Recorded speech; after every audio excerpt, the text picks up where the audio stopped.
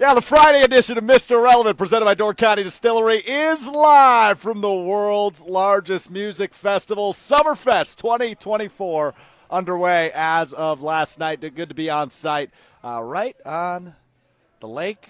Beautiful views, beautiful day out here in Milwaukee. Hoping the rain holds off, but a great day for live music here in Milwaukee. Day 2 of 9 for Summerfest 2024. We will talk about Summerfest, my marathon that I'm on, coming up in a little bit. We will also compare Wisconsin sports teams to bands.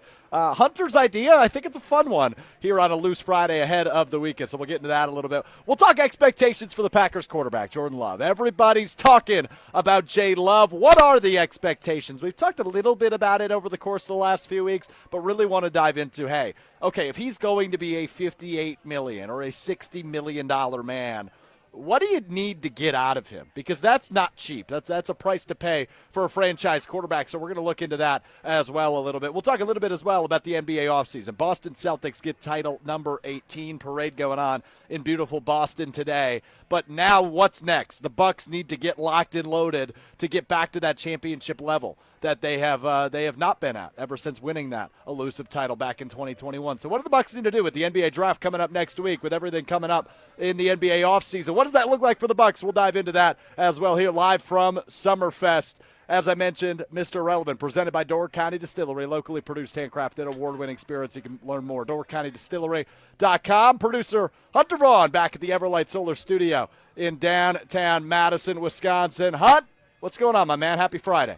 Happy Friday. I'm doing great. It's going to be a fun few days. My wife leaves on her big conference finally that she's been building up to, so I'm living the bachelor life. Salt Lake City for 9 days. Shout out Utah. Yeah. Shout out Utah. Okay, wow, 9 days. What are you going to do? Are you going to survive? Look, I love you. I think you're a very capable adult, but you definitely are codependent to a point. Are you going to be okay for 9 days? That's a long time. I think by like Wednesday or Thursday, expect like a few more texts from me in the evening because I'm just like, I'm going to be kind of bored. Luckily this weekend, I'm going to go up to my parents, help my dad out with a few things to just kind of not have to just be alone in an apartment for the weekend, because like I don't do necessarily that great with that, so it'll be a time, but I'm excited. I get to eat spicy food because she's not a fan of that, so the dinners will be nice and flavorful, so that'll be great. But yeah, otherwise I'm doing well and jealous I'm not out at Summerfest. Yeah, it's a beautiful day for Summerfest, Hunter. I was here last night, got to bounce around a little bit. I mean, there are some really, really interesting artists, right? Like, that's why I love Summerfest. We could dive into the marathon I'm under. So as I moved to Milwaukee, I've always been a big Summerfest fan. I love live music, as we've talked about many times on this show. But want to make a point of like seeing some new local artists and seeing different artists I'm not super familiar with. So last night it was bluegrass artist Trapper Shep from Milwaukee, who I got to see for the first time. He put on a heck of a show, great storyteller. And then Brittany Howard, who's the lead singer of Alabama Shake. She was over, I can see the BMO Pavilion from where I'm sitting. She was over there, so I got to check her out before taking off for the night. But, yeah, so I'm committed to doing all 9 days. Now, what I worry about is a few things. Number one, this is not a cheap venture, right? Beers add up, and drinks add up, and food adds up. So I got to be smart with the money. Number two, am I going to have Summerfest fatigue? Right, by like day 6, am I going to be exhausted? Am I going to be tired of seeing live music, which I don't think I'll get sick of? But am I going to be in the mood for it after 6 or 7 or 8 days of doing this? The other thing, like different giveaways, souvenirs, activations that companies do on site. Am I going to run the gambit, or am I still going to have stuff to do by the third weekend? So those are my main concerns, Hunter. Do you have any concerns, though, for my 9-day marathon that I am doing at Summerfest? Are there any concerns that popped your head? I'm doing good on drinking water. I'm doing good on everything else. Yeah, the hydration was the big one for me. I know you really like to enjoy the Door County Distillery products, and I was a little worried that here. oh geez, you'll be responsible. I trust you. But that's going to be the big one, is staying hydrated. Because the last thing you want is, especially if you're on a marathon, you start hitting day 4, day 5, and you start cramping up. Like, then you're just going to be in a bad mood, so you're not going to enjoy the music as well, and things start snowballing, and then all of a sudden by day 9, you're just kind of over it. So you got to really work on this week being ready for next week, so that way then you can keep this going. Because that's going to be the tough one. These first 3 days, you've got it. It's going to be the second 3 days that'll be the tough part. Yeah, I think you're right. The middle weekend. Now, the good news is I'm out here for work quite a bit, so like feet on the ground, I'm here. I might as well stay at that point, right? So today, obviously, I'm here for Mr. Relevant, and then coming up next from 2 to 5 is Kyle Brust and Nortman. No Brust today. Kyle Nortman and myself will be out here at Summerfest. I think I'm just going to stick it out for the rest of the night, seeing a couple different bands. I'll be bouncing stages tonight, so looking forward to that. Tomorrow, I'm out here Summerfest Saturday from noon to 2. Brian D. and Josh DiMaggio will join me tomorrow for the first week's edition of Summerfest Saturday. Next Saturday, we've got State of the Packers. Gabe Neitzel, Jason Wilde will join me from 1 to 4 next Saturday here at Summerfest. So I'm going to be out here quite a bit. But, I'm curious how this will go. 9 days of Summerfest. I'm all in on it. Day 1 was a blast. Looking forward to keeping the momentum rolling here in day number 2. Speaking of Milwaukee, though, and Milwaukee-centric things, I saw an article that Josh DiMaggio brought to my attention earlier today, and that is that Milwaukee is ranked as a top 5 beach city in the United States. Hunter, Milwaukee, Wisconsin, a top 5 beach city. Love Milwaukee. I was at a beach on Wednesday in Milwaukee. I don't know that it's a top 5 beach city, though. I'd be hard-pressed to think that Florida and California and South Carolina, don't have at least 5 cities combined better than Milwaukee in terms of beaches. But overall, I just had a traumatic beach experience as we were off Wednesday for the Juneteenth holiday. Went out to Bradford Beach in Milwaukee, first time I've been there. I fell asleep on the beach. Hunter. Oh, no. I'm not sure if that's ever happened to you. But yeah, out cold on the beach. Took a little nappy poo. Absolutely sunburned. I'm not going to show you, but chest and stomach and my legs are a mess. They are absolutely red. If you're watching on the video stream, the ESPN sign behind me, that's about how red my chest is. It's very painful. It kind of hurts to breathe. I'm not going to lie to you. And then, like, the other thing is I'm still, like, I think I'm finally out of it now, 2 days removed. But for Wednesday and Thursday, I was finding sand everywhere. Whether it was in my shoes or, in my towel or, it just feels like it was everywhere. So the thing with beaches is the sand, I don't know, man. I might be underrating or overrating beaches, rather. Well, sand is nature's glitter, so you're going to keep finding it. Nature's glitter. Also, did you not have like an umbrella or something if you knew you were going to be out there long enough to fall asleep? No, I didn't. I didn't. I fell asleep on a beach in San Diego, but we had like a beach umbrella, so like it wasn't bad. Like a little bit of my shin got sunburnt, but that was it. So, like, what are we doing? What are we doing, Strouf? You're a grown man. Get some sunscreen.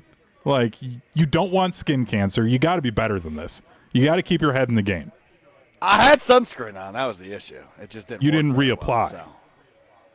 No, I was asleep. I was asleep on the beach. I mean, that's what happened. It's unfortunate. It is what it is. I got to deal with the consequences. But look, my face doesn't look tan. My chest is the only area that I don't know. I don't know. I'm not a beach guy anymore. All right, let's move on. Green Bay Packers talk. We are just over 1 month and 1 day away from the start of Packers training camp up in Green Bay. The continued question is, when will the deal get done for quarterback Jordan Love? When will the deal get done? That is the question.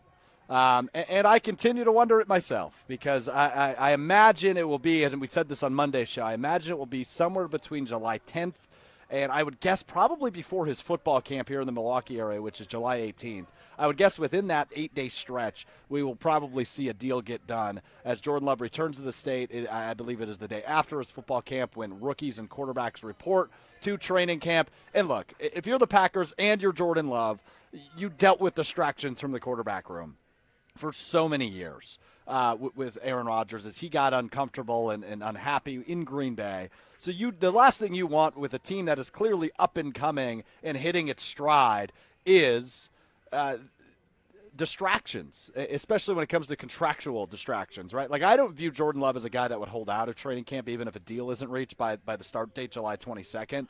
But that's the last thing you want. is everybody wondering, hey, what's going to happen with the quarterback? Because you went through that. And for this team that got rid of the distractions, that kind of moved on, and now in its entirety with Bakhtiari and Jones gone from the Aaron Rodgers regime offensively, and you win a playoff game, you show that you belong with a first-year starting quarterback in Jordan Love. The last thing you want is distractions. So, yes, I think this thing will get done from both the Packers' perspective and Jordan Love's perspective. You don't want distractions. You don't want anything wrong going into training camp. I imagine it will be done. But when it comes to the contract, we heard Adam Schefter on Jen, Gabe, and Chewy earlier in the week say he finds it impossible to believe that Jordan Love would accept anything south of the $55 million per year mark. That's what Joe Burrow is being paid. That's what Trevor Lawrence officially signed his contract yesterday for $55 million annually. Now, that means Jordan Love is probably in the area of, I guess, 57, 58, 59, and even upwards. I don't think it'll be that high, but it could be $60 million per year, which is just bananas to me. I just don't think it'll happen. I certainly think it could. So we will see what happens with Jordan Love. But what do you expect from Jordan Love when he signs that $57, $58, $59, $60 million deal for 2024? Oof. I don't know, man. Look, I see the expectations continue to be raised. And, Hunter, you sent me this graphic from ESPN's Instagram earlier today. This is a fantasy football ranking of the top 10 quarterbacks going into the 2024 season. Jordan Love comes in at number 9, just ahead of Brock Purdy, just behind Dak Prescott, Hunter's guy, just ahead of Jordan Love. Look at some of those other names. Like, those don't surprise you, especially from a fantasy perspective. Josh Allen, sure. Jalen Hurts, sure. Lamar Jackson, Patrick Mahomes, Joe Burrow, C.J. Stroud. None of those surprise you. Anthony Richardson's that high because he's got a good arm, and the games he played last year, he was impressive. He didn't play a lot of games last year due to that ACL injury, but he was good in Indianapolis, and he also has the mobility factor.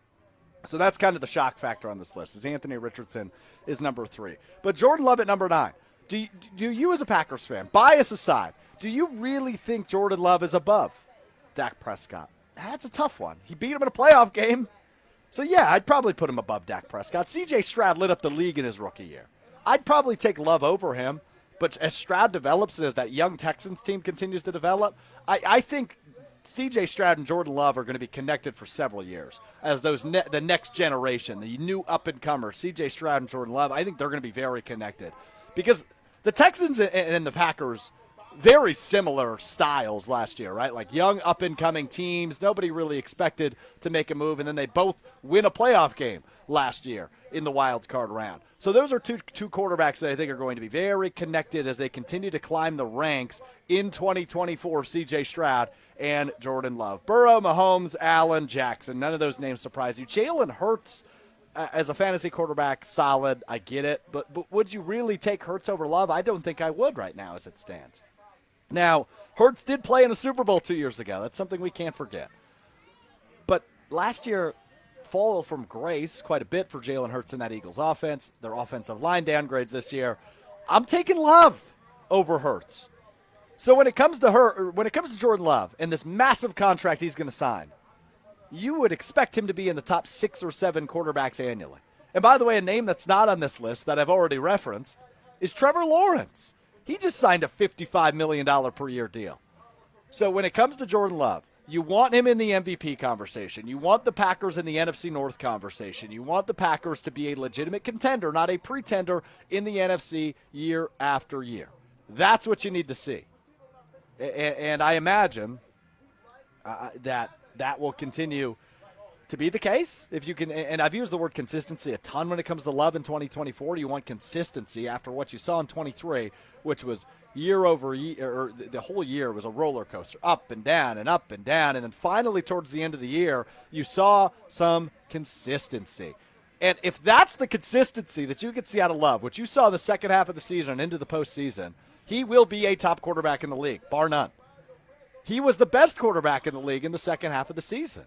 He was better than Mahomes. He was better than Prescott. He was better than Purdy. And if you can at least see a shed of light from that, right? If you can at least see a portion of that from Jordan Love consistently throughout the entirety of the regular season, every single penny will be worth it for Jordan Love. Whether that's $58, $59, $60 million a year. We're talking outrageous financial categories for the Packers quarterback. It will be worth it if he can prove to be what he was in the second half of the season. I don't have my doubts, but you got to remember, the level that Jordan Love played at the back half of the year was the best in the league. So if you're paying him to be the best in the league, darn straight he better be the best in the league with Mahomes, with Allen, with Burrow, with Herbert, with Lawrence. Love needs to be in that conversation. With Stroud, seemingly, is in that conversation as well after 1 year. So we will see as it continues to roll on. But I would guess probably somewhere between $57 and $59 million a year for Love. 4 or 5 year deal. And you're paying him to be the face of your franchise, man. And he earned it. I'm not saying you didn't earn it, because he did everything you asked from year 1, year 2, year 3, sitting behind Rodgers, going through all the drama, waiting his turn. He waited his turn. He comes on, he lights the league on fire in the second half of the season, but now you need to see it for a full season. And that's the part that worries me about the price point, but that's the game. That's the gamble you made if you're Brian Gutekunst and Russ Ball and company in that front office. The gamble you made is Jordan Love is going to play on a smaller deal this year, but that price point's only going to go up, up, up, up, up. And as you wait now this offseason, right, you look at these guys that have signed their deals. Tua and Dak are the two names that haven't. But you look at Trevor Lawrence, who signed that massive extension. That price point only moves up, and it continues to go up for Jordan Love, and that's the gamble you made. And now it's the bed you made, and you got to lie in it. Because there's no way in heck Jordan Love's playing on $12.7 million cap hit this year. No way. He's at least in the 40s, but likely in the 55 to 60 category, Hunter. You know, and I think the big thing when it comes to his expectations is that it's less about his production and his numbers on the field, and it's much more about, are the Packers getting into the playoffs every year that he's under contract? Because if you're going to pay a guy to be a top 5 per year quarterback, you have to get to the playoffs every single year. Too many weird things can happen once you're in the playoffs that I don't like holding that necessarily against the quarterback unless they just completely disappear in the big moments. They're turning the ball over all the time. Then it's on them. But if he's just getting the Packers into the playoffs and then you just see what happens from there, that should be where the bar is. I know we want to set it higher, and I know Packer fans want it to be higher for the entire team, but it is the entire team that wins you playoff games. You can see people take over moments, but you need the whole team to win, and he's just got to get the team there and put them in a situation to potentially win it. So let me ask you this. Do you feel, and I know it's a touchy subject for you as a Cowboys fan, Hunter, because you watch the Packers beat the snot out of your boys in the wild card round, but do you feel as if this offense specifically, and we can talk about the defense in a second, but this offense specifically, are they in a position where, hey, you feel comfortable, A, calling Jordan Love your guy, and B, that they are at a point with the addition of Josh Jacobs and obviously the first-round pick Jordan Morgan, if he is in that starting cast of offensive linemen, do you feel like this offense is at a point where, yeah, they are contenders? There's no doubt about it. Or are there doubts? Because you're not a Packers fan, and I appreciate your perspective on this because I think you lose the bias with you. But do you feel like this Packers team offensively is in a position where they are a true contender in the NFC? Absolutely. I think their offense is right up there along with San Francisco's and Detroit's and Dallas's as the best offenses in the NFC. I'm hesitant with Philly. Again. San Francisco, Detroit, Philly, Green Bay. Yep, and then I think Dallas is fringe for them. Yeah, I think with CeeDee Lamb and Dak Prescott, of course. So they're right with the teams that you expect to be winning divisions and competing to make potentially deep runs in the playoffs. And that's exactly where you want this team to be at. Yeah, I'm totally with you on that. So we will see. All right, let's do this. Let's step aside for 60 seconds. When we come back, let's have some fun. It's Friday. We're going to compare each of Wisconsin's teams to a band. Summerfest stuff, baby. we're going to have some fun with that before we wrap up the week, talking a little NBA and what we learned, as always, as we always wrap up. Mr. Irrelevant. I'm Alex Strouf, producer Tiny Ann's Hunter Vaughn, back at the Everlight Solar Studio in downtown Madison. Mr. Irrelevant brought to you by Door County Distillery, which is here, baby. It's Summerfest. Everything they do it great. DoorCountyDistillery.com. Locally produced, handcrafted, and award-winning spirits. What do you need? Whether it's that cherry vodka made with local Door County cherries or that cherry brandy, same thing. What about those whiskeys? The bourbon, the rye, the award-winning, 27-time award-winning single malt whiskey. Everything they do it great. It's local. It's delicious. If you're heading up to Door County, make sure you check them out in Carlsville. The tour, the tastings, and the exclusive product. And they've got a huge list of unique cocktail recipes on their website, DoorCountyDistillery.com. You can scan the QR code on the YouTube stream right now to bring you to that website, DoorCountyDistillery.com. Locally produced, handcrafted, award-winning spirits. 60 seconds, we come back. We compare Wisconsin sports teams to bands. That's next. It's Mr. Irrelevant. I'm Alex Strouf, live from Summerfest.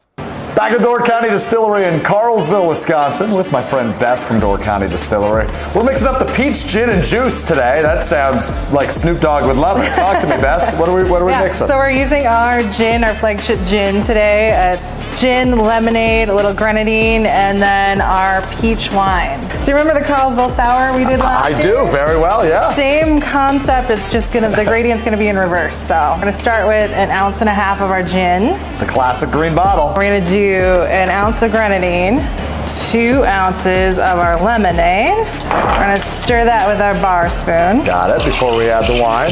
And then we're gonna use the back of our bar spoon to float the peach wine on top. And there we go. Looks like summer to me, Beth. Cheers. Cheers. The peach gin and juice from Door County Distillery with my friend Beth. Check out their website with a huge list of unique cocktail recipes at DoorCountyDistillery.com. That's DoorCountyDistillery.com. DoorCountyDistillery.com for my friends at Door County Distillery. Rolling on live from Summerfest, as we just got done with our Jordan Love conversation. Man, I'm still a little tied up on that, right? Like, when it comes to Love, I have full faith he is a quarterback of the future. He'll be a top 5 quarterback, top 7 quarterback in the league year over year. I truly believe that.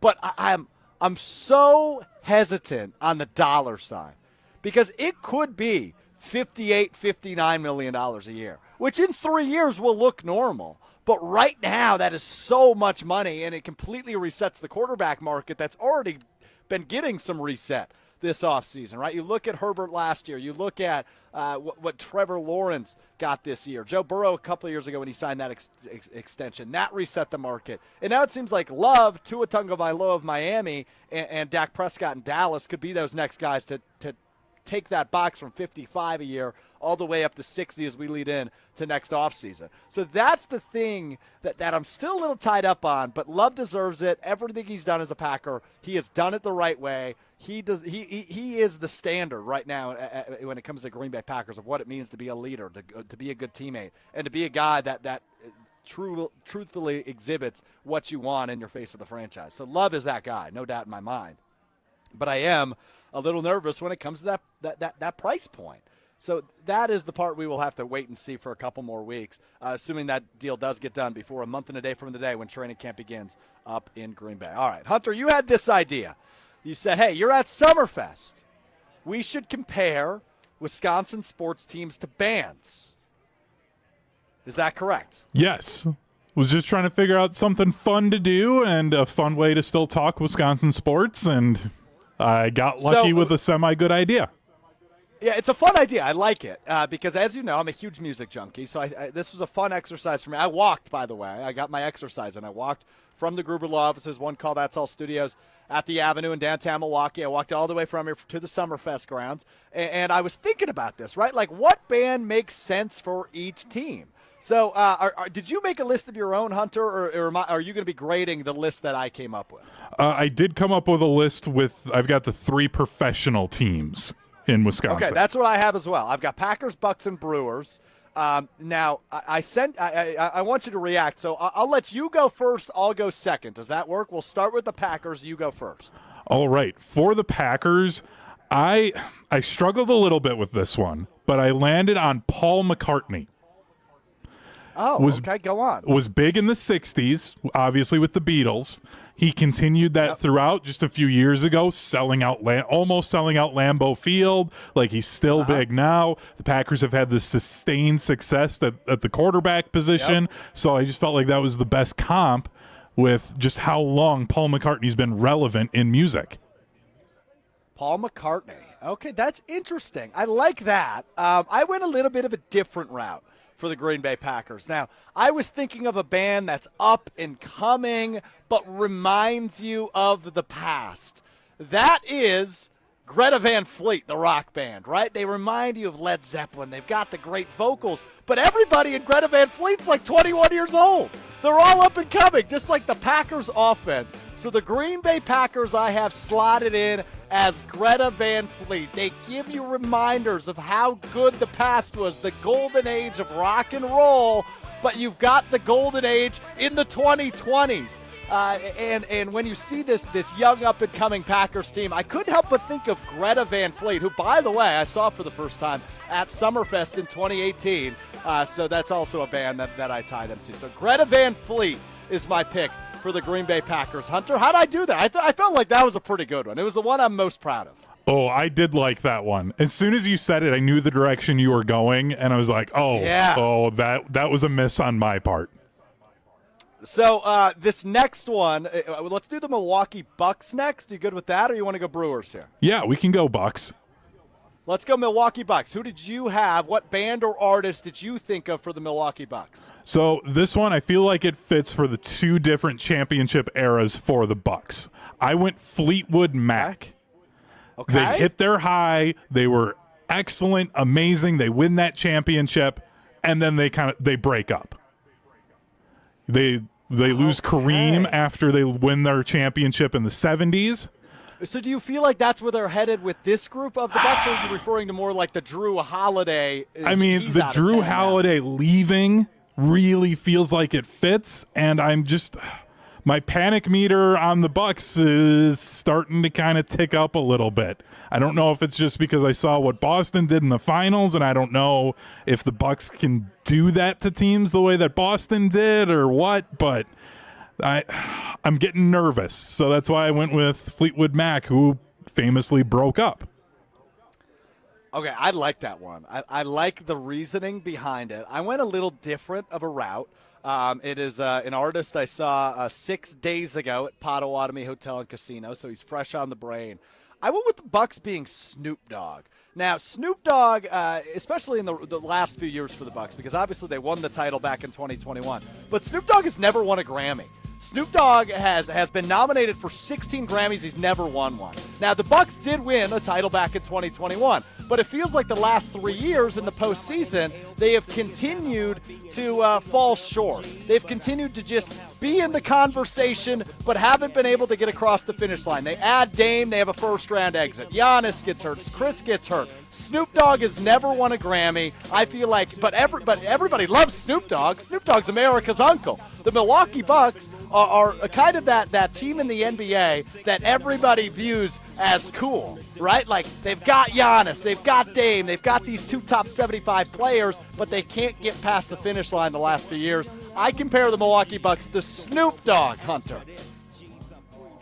I don't know if everybody thinks they're cool. Is the problem. Nobody hates Giannis. Giannis is like one of the few superstars in professional sports that I feel like everybody loves, right? And Snoop Dogg is one of the few artists in the world that everybody loves. You ask your grandma, you ask, like my 4-year-old niece. Everybody loves and knows Snoop Dogg. They're the Milwaukee Bucks and Giannis. Okay, I guess this one wasn't as good as your first, but you also led off with a 500-foot bomb home run for your first one, so it's kind of tough to follow that up. Yeah, no, that's why I was a little bit nervous starting with Greta Van Fleet and the Packers. I felt like I nailed that one. Let's wrap up with the Milwaukee Brewers, Hunter. Which band or artist would you compare to the Milwaukee Brewers? This one, I went with somebody newer. I went with Sabrina Carpenter. Love it. Up and coming, exciting. People think she's going to be the kind of next female artist here after Taylor Swift. And this is a young, exciting Brewers group. They've got a lot of young guys, and I feel like they're going to be the next group after the Dodgers here kind of age out, and they might be able to make a few-year run here in the National League. Oh, okay. I like that one, Hunter. Thank you. Sabrina Carpenter, as you mentioned, kind of the next up-and-coming female artist. She was on the Eras Tour, at least the first half of it last year, opening for Taylor Swift. And now her song Espresso taking over the world. Okay, that's a fun pick. For the Brewers, I went kind of a similar route to the other two. I went with another band that hasn't won a Grammy, but damn, they're cool, right? Like, that's the way I feel like a lot of people view the Brewers, is they're this cool young team, a lot of fire. Pat Murphy is like already, many games in, we're like 75 games into his tenure as the Brewers manager, and I feel like he's already beloved in the MLB. I feel like the Arctic Monkeys are beloved among music fans. They're kind of like this cool band, they've got this badassery to them. They've got kind of this swagger to them, little grunty, a lot of energy. The Arctic Monkeys is who I went with for the Milwaukee Brewers. Never won the title, so the Grammy for the Arctic Monkeys. Brewers have never won a World Championship or an MLB World Series. They've gotten close. But they're just cool. They're always cool. Yelich and Sal Frelick, who we'll talk about in a minute, and what we learned. And you know, obviously this up and coming, right? Like Ortiz and Terang and William Contreras, the best catcher in baseball this season. And then, like I mentioned with Pat Murphy, kind of this beloved manager already, just 75 games into his tenure. So just like Craig Counsell may be crawling back to the Milwaukee Brewers, the Arctic Monkeys, of course, crawling back to you. You can hear in the background. So that's who I went with for the Milwaukee Brewers. Hunter, how'd I do on that one? I think we both crushed the Brewers one. That was good. Perfect. I mean, they're cool, they're fun. People that know baseball, I think, appreciate the Brewers right now. Even if they maybe get under your skin a little bit, like I can only listen to so much Arctic Monkeys and I kind of get a little bored with them. So if I wasn't a Brewers fan, I could see how they get under your skin and you get a little irritated by them. But, they're just so much fun when you're really in the mood to watch some baseball. And that's how I feel about the Arctic Monkeys, too. I see our friend Liz Brown from the Tori Lowe Show on 101.7 The Truth from 1 to 4. She's decked out in her Brewers gear today, so I'd be curious to know how she feels about our comparison. So I'll have to ask her in their next commercial break as the Tori Lowe Show is live from Summerfest, just getting started right across from us here.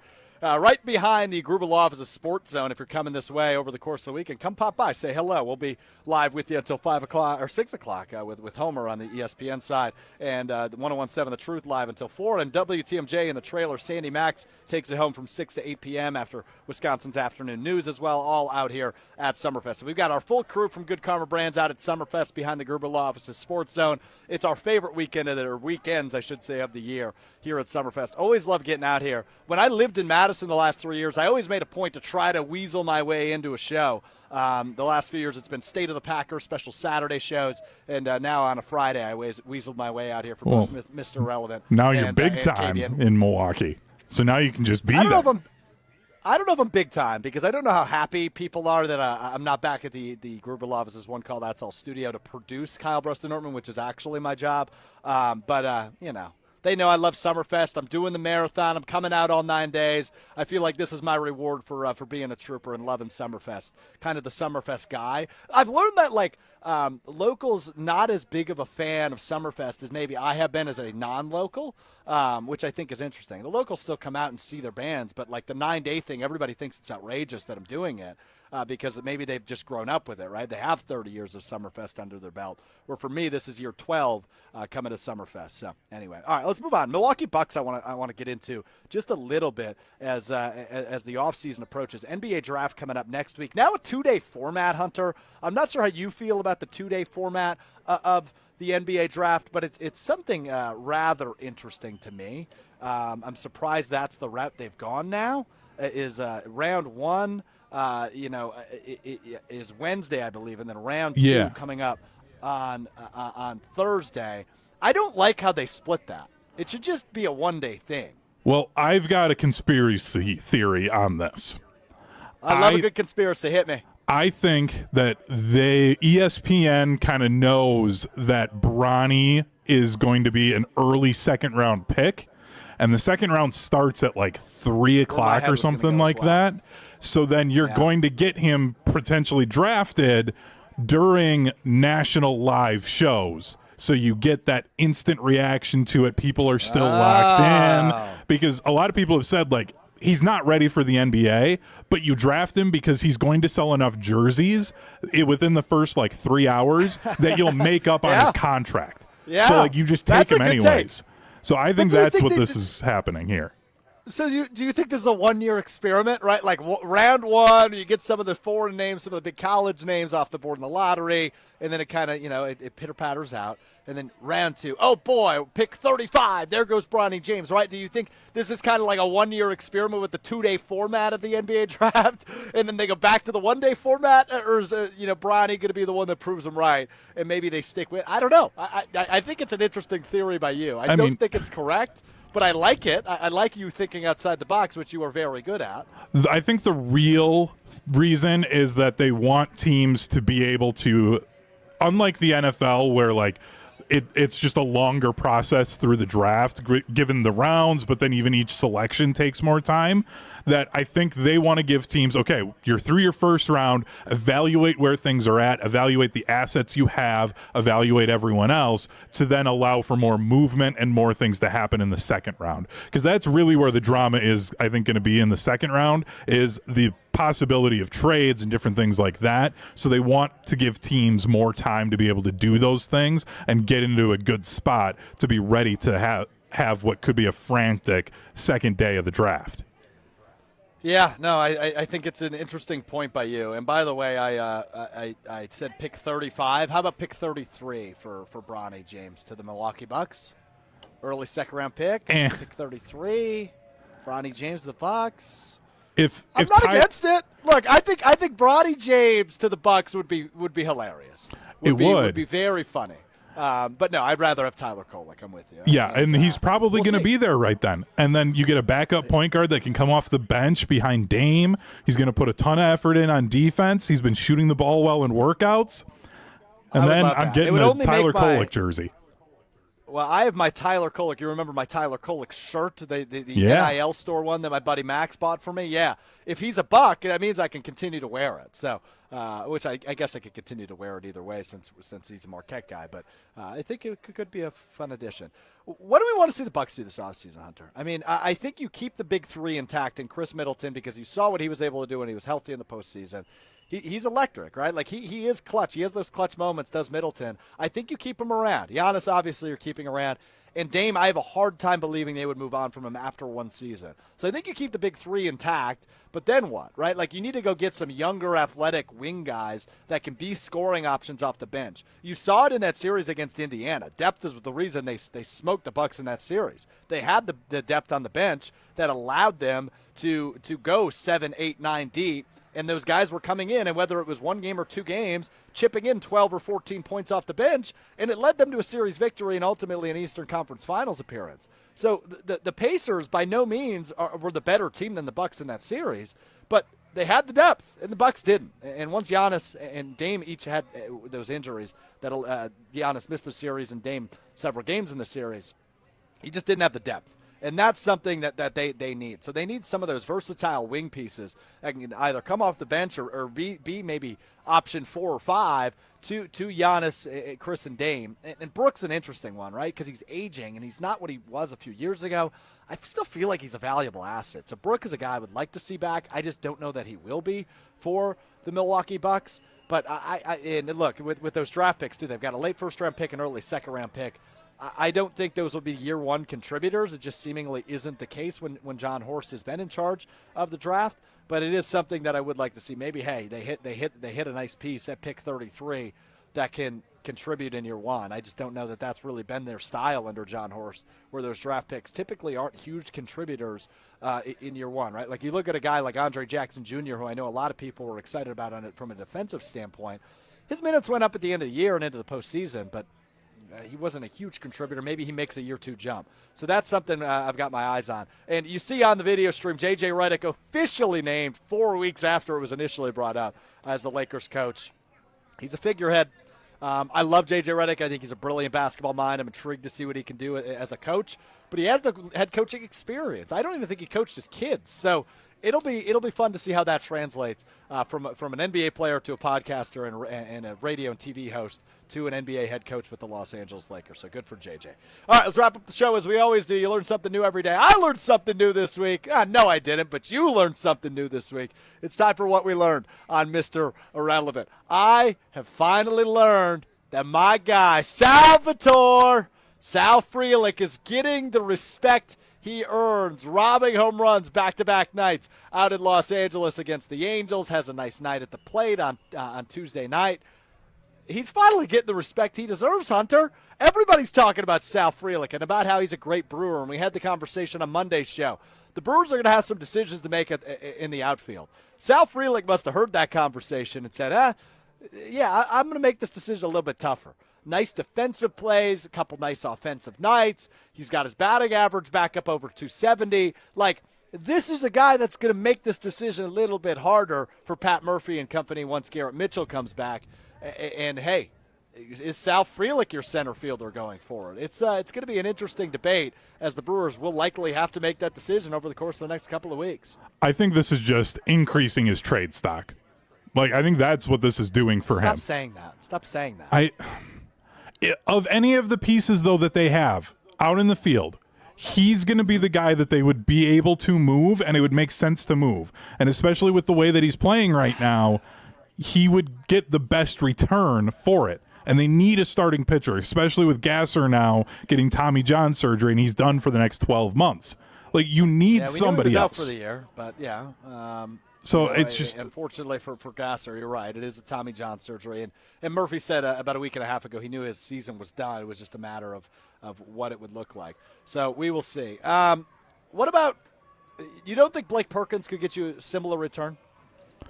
I don't think so. And it might just be because I like seeing you squirm that I keep bringing up Frelick as a trade option, but he just has I have that gut feeling that he's the guy.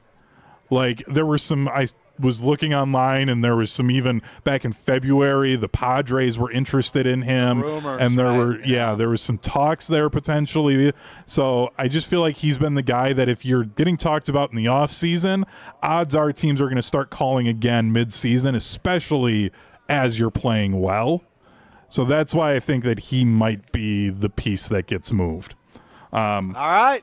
I don't like ending the week on that note, Hunter. Well, I did learn something else as well. It is a little sad with Willie Mays passing away.